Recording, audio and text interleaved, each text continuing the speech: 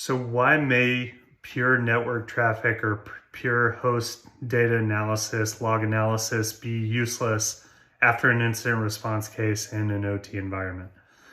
For one, the availability of data becomes really important, right? A lot of embedded devices, programmable logic controllers, and other devices may not have logs that you easily can get to or that you can get to at all.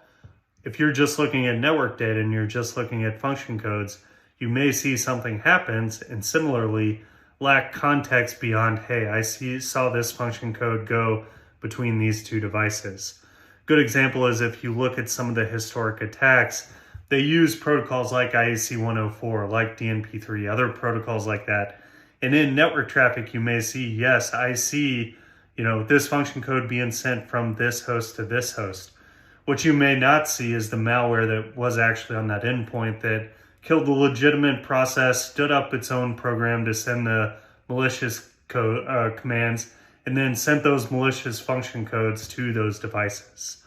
Why you need both the host and network data is often to get that context. You may start on the network side with a network alert saying, hey, this bad thing happened, or hey, this was outside of what I expect from an anomaly perspective. And then it may take that host data to fill in the gaps and get context that simple anomaly doesn't understand without that other data. This is why in OT environments, it's key to have both data because the more data you have is going to help deal with that data disparity problem of not having potentially as consistent or data from the devices you may need during an incident.